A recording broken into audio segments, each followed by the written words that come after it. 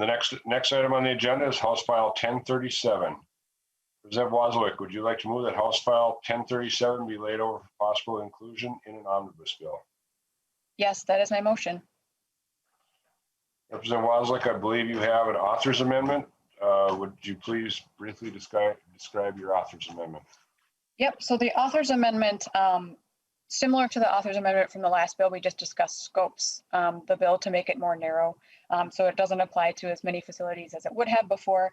And what it does is it adds a definition of, see the wording here, of priority facility.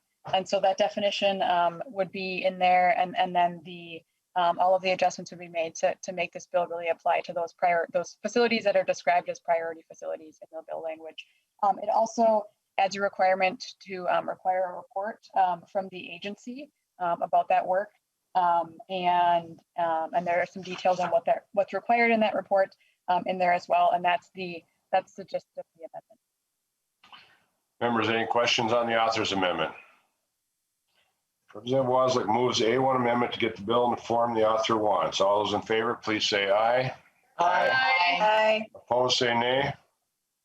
The amendment is adopted. Representative Wazlawik to the bill as amended. Thank you, Mr. Chair. And the basic goal of House File 1037 is to really make sure that what facilities are emitting, the things that they're claiming they're emitting are actually what they're physically emitting. And so House File 1037 sort of requires an extra step in the process to ensure compliance with air emission limits.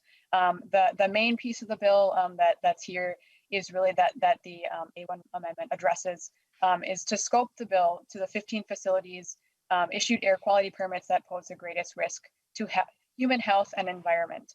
And so the permits that would be issued to these facilities must have some sort of protocol in place to measure the pollutants that are being issued by the facility.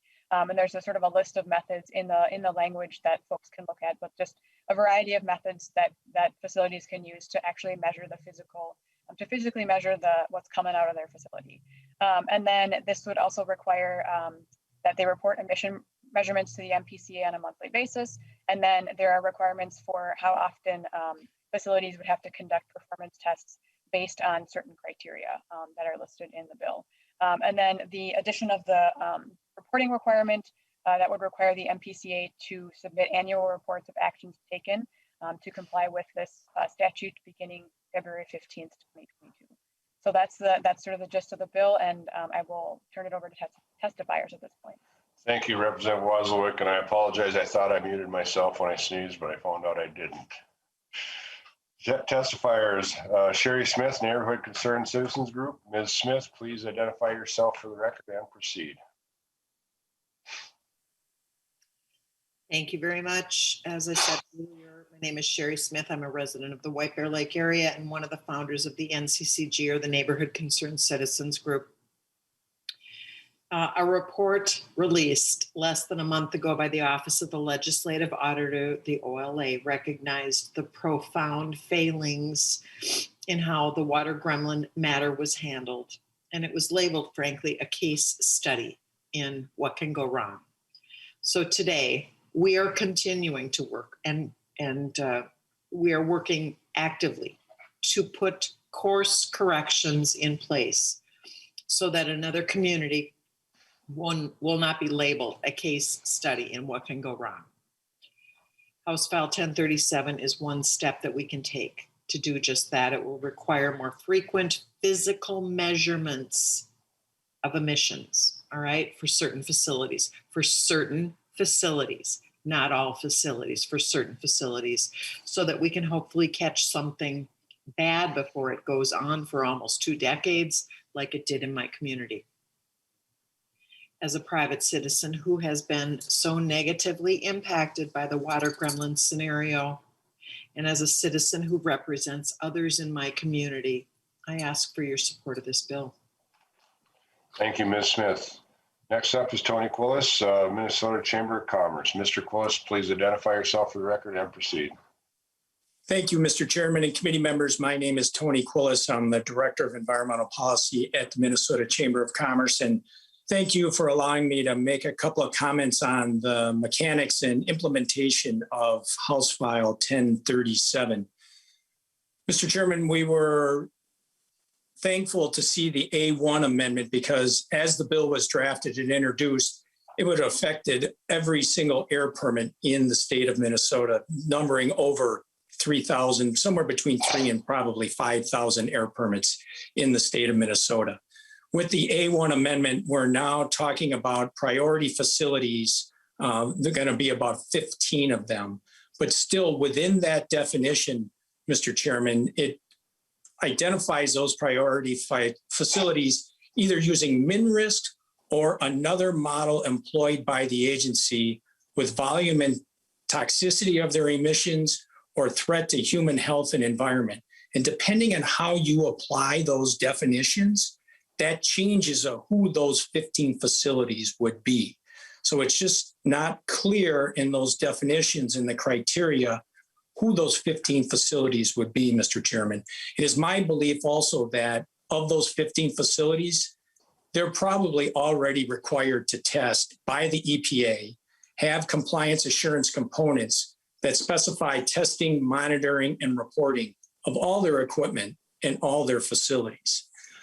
Mr. Chairman, another just question on the mechanics and implementation.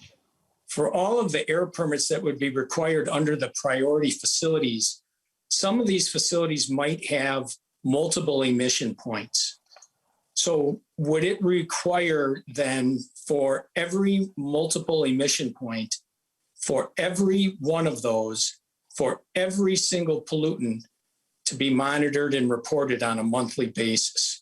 And the question there is, it's going to result, it's not going to be a little bit of paper. It's going to be a significant amount of paper submitted to the Pollution Control Agency, which I think will be challenging for them to process. Mr. Chairman, also on the bill, it talks about any significant alteration, repair, or replacement. There have been decades of litigation and debate over what a modification or an alteration is. And we're worried that this might lead to increased litigation and also sets up a conflict. What if a facility was going to reduce?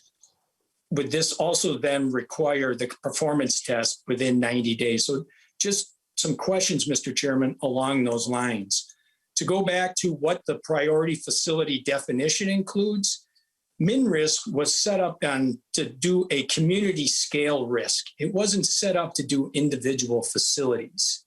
And along those lines, when we talk about another model that's going to qualify these priority facilities, if an individual facility did their own specific risk assessment, could that be used in that priority facility definition? And just a question that it had come up, Mr. Chairman. So I just wanted to put that out there. If a facility did do their own specific risk assessment, could that be included?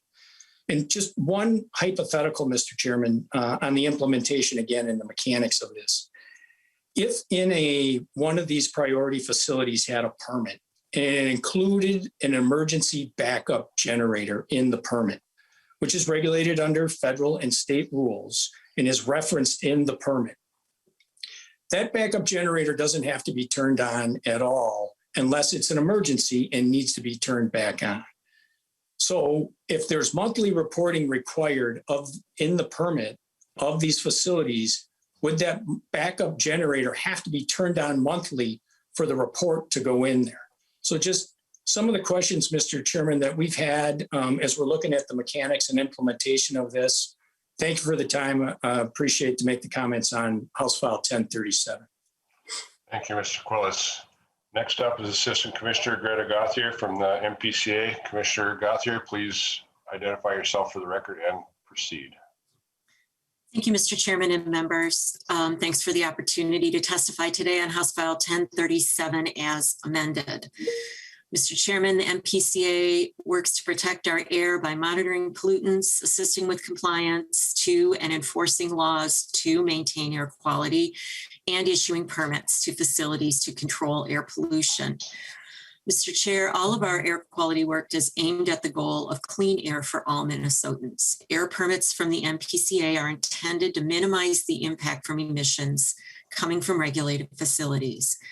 Mr. Chair, we have met with the author on this bill, and we thank her for today's A1 amendment that significantly narrows the scope of this bill from the language as introduced.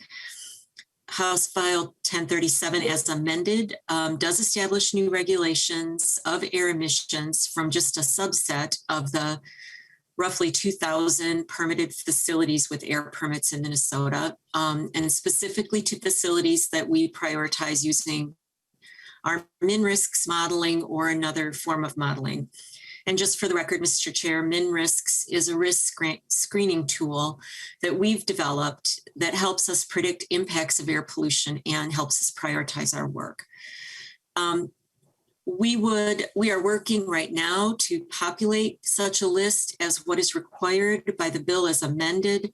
We will probably need more time in producing that list because we want to make sure it's based on the best available data. Mr. Chair, we'd like to continue working with the author on this bill to achieve our shared objectives of clean air for all Minnesotans. Thank you. Thank you, Commissioner Gauthier. Member questions. Representative Heintzeman. Thank you, Mr. Chair. Commissioner Gauthier, you said just a moment ago that you're working to populate that list, and I can't help but wonder which companies you've already identified or locations you've already identified that would fit the criteria as laid out in the amendment, because of course we're all scratching our heads. We have no idea, and it would be helpful to know what we're talking about in terms of the criteria and how it would apply. So who do we know that it would affect thus far? Commissioner. Thank you, Mr. Chairman, and Representative Heintzeman, thank you for that question. It's complicated, Representative Heintzeman, by the fact that, as you know, under federal law, speaking broadly now, under federal law, there's a framework of voluntary self-reporting for some air permits and some regulated contaminants or emissions. So min-risks is a prediction tool. And so we use both modeling and data. We have voluntary self-reporting of this type of data every 3 years. We just got a new round of data in at the end of 2020. Prior to that, it was 2017. And so we're trying to assimilate that new data that we have. Also, facilities are not required to report that data. So in some cases, we don't have it.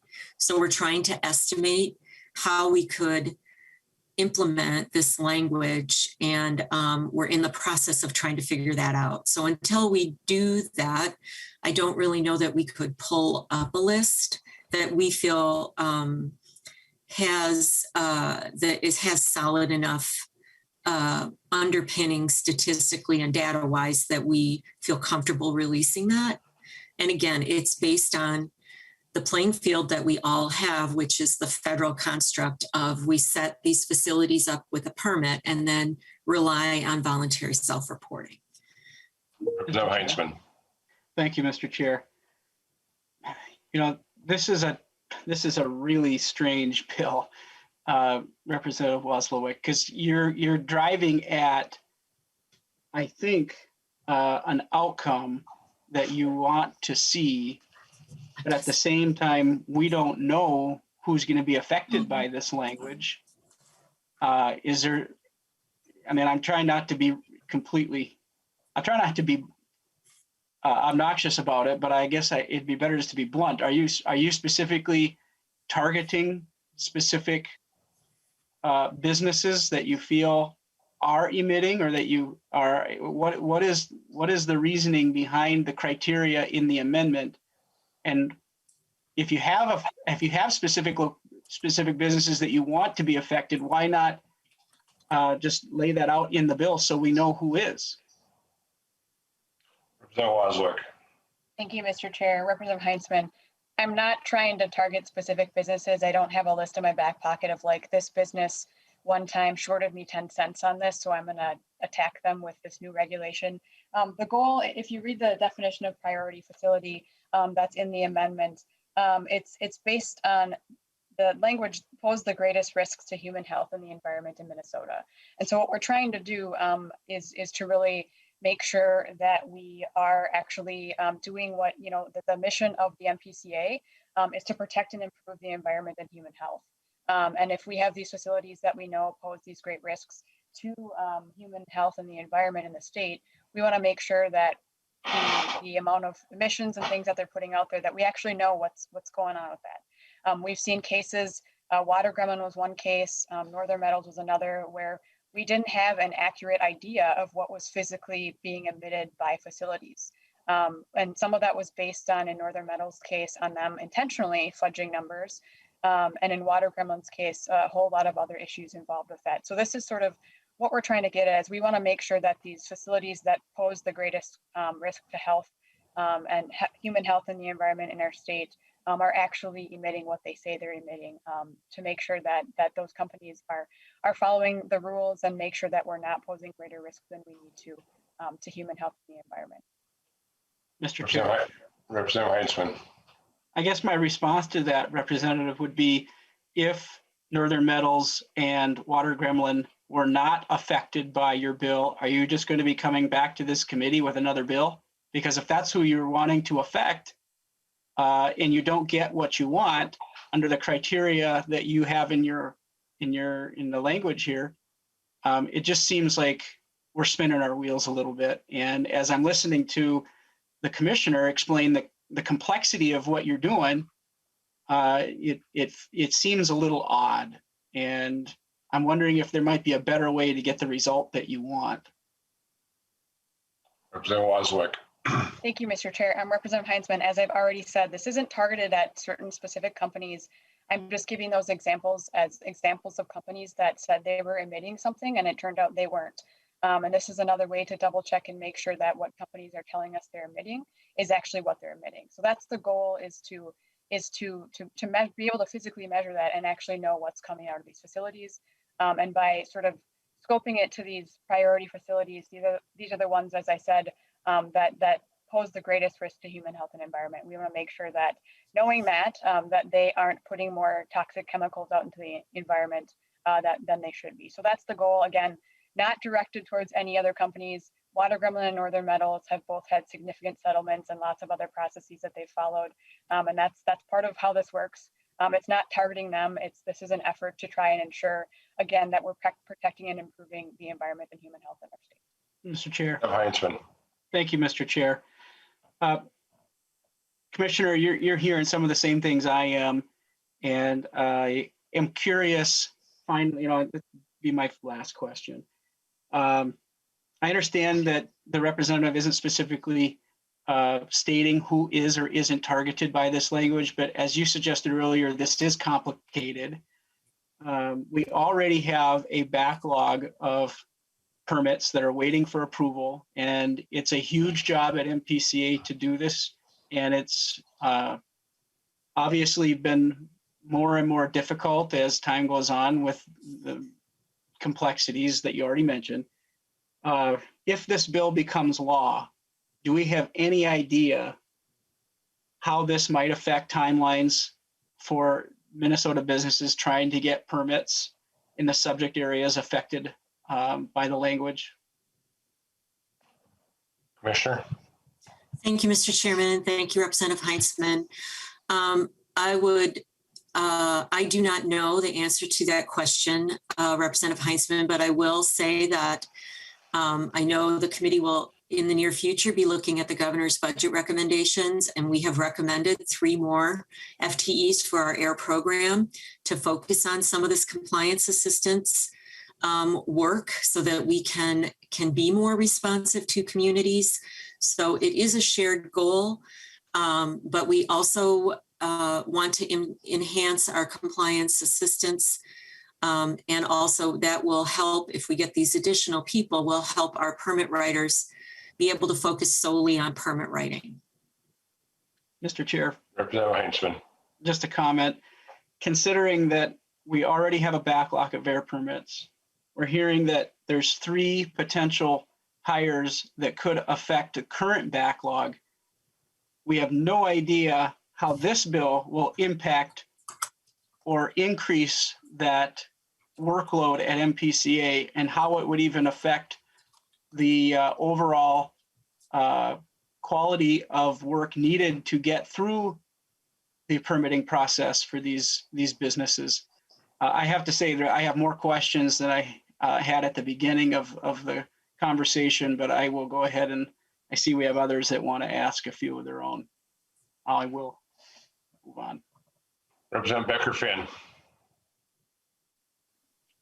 Thank you, Mr. Chair. And I just wanted to say that I don't get the impression at all that this bill is about what Representative Wazlawik wants, but about protecting Minnesotans from the most toxic pollutants. And I think, if anyone watching this is puzzled, I mean, part of the backstory on this is that Representative Wazlawik and others have been working on bills that were more expansive, and were told that it was, too expansive. Let's try to narrow it down to the things that are the most dangerous. That's exactly what's being done here. It's targeting the things that are most likely to harm people. And, I'm puzzled about, what are we supposed to do? Are we supposed to just let businesses poison our constituents because it would take some extra work to make sure that we're monitoring these things? I really take seriously that my job is to be here for the people who I represent and the people of Minnesota. And I am really glad that Representative Wazlawik has brought this forward. I think it's very reasonable. It is targeted at the things that are most likely to hurt people and to harm their health. And I think that's exactly what the MPCA should be doing, and what we all should be doing as legislators. So, it's just, it's really frustrating when you hear from these constituents about how this has impacted them, and people for their entire lives are going to be impacted by businesses who put these pollutants into our air. And, I get the impression that some folks are not going to be happy with anything that Representative Wazlawik tries to do, or any of us try to do, that puts any extra onus on businesses. And I think, our number one goal here is to work for the people and to keep people safe. And so I thank Representative Wazlawik for bringing this bill forward. Representative Backer. Yeah, I have two questions. Thank you.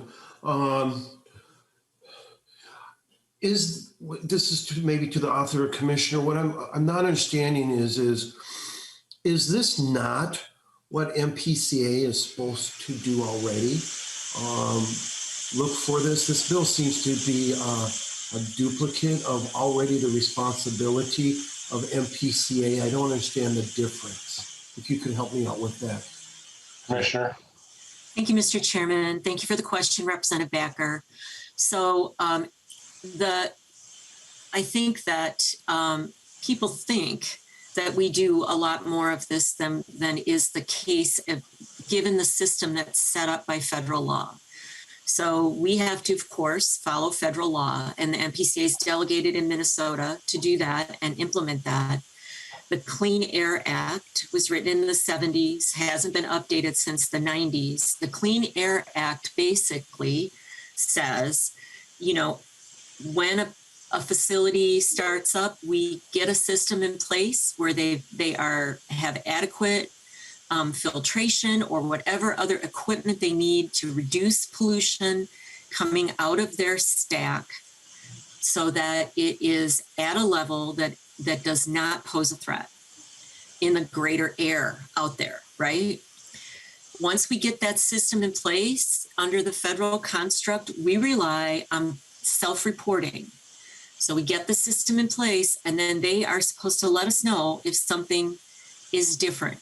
Do we inspect and do we watch them? Yes, but they are supposed to let us know. And in some cases that we have recently been talking about, that did not happen. We have made a lot of changes since Water Gremlin 2 years ago came up to make sure internally that we help guard against this ever happening again. And I'd be happy to go into those at some point. But I will say now that we're operating under the system that the federal government has set up, Representative Backer. Can a state be more protective than the federal government? always. That is the option of the state. But the state can never be less protective than the government, the federal government. And so we're open to being more protective. We started a discussion last year with facilities in a webinar last summer around, how would it be if we had more mandatory reporting for some of these emissions? And so that conversation continues, and we're looking at issues that they brought up. But at this point in time, that, like I said, we want to work with Representative Wazlawik on these and other bills that are designed to be more responsive to the community, to provide more information, and to have us do our job in a way that the legislature wants to be more protective of public health. Representative Backer. One more question. Thank you. So this is kind of a two-tier question. We hear, and this is my concern, we have a lot of generalities in this bill and in certain things. So I want to know who this bill would affect and how Minnesotans would be, who would aid in the selection of those facilities. I hear also there's rules that will be provided so we know these facilities that are at greatest risk, but who would be affected and how? That's my question. I don't know if that's the author or just a lot of generalities, and it concerns me. Words have meaning around here, and bills can affect people's livelihoods, both positive and negative. So who would this bill affect and how? Representative Wazlawik. Thank you, Mr. Chair.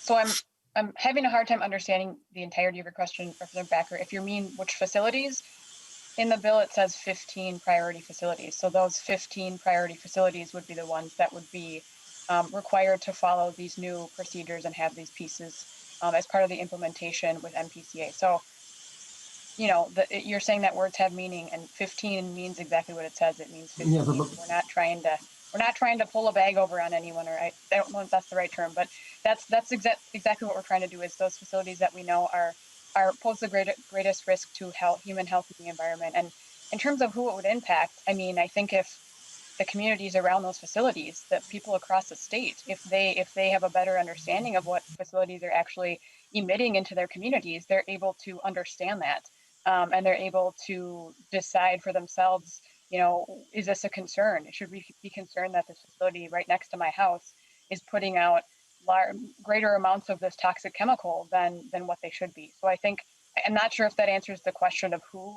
I'm not sure if you were going at the facilities themselves or broader people, but hopefully that provides some clarification. Members, before we go on, Representative Backer, I'll call on you, but we're at the time in these meetings that we're down to 3 minutes. We have a 2:30 sharp stop, so we will be laying this. I'll make a quick comment. And I appreciate the answer, but it still doesn't address the how. How do we determine those 14?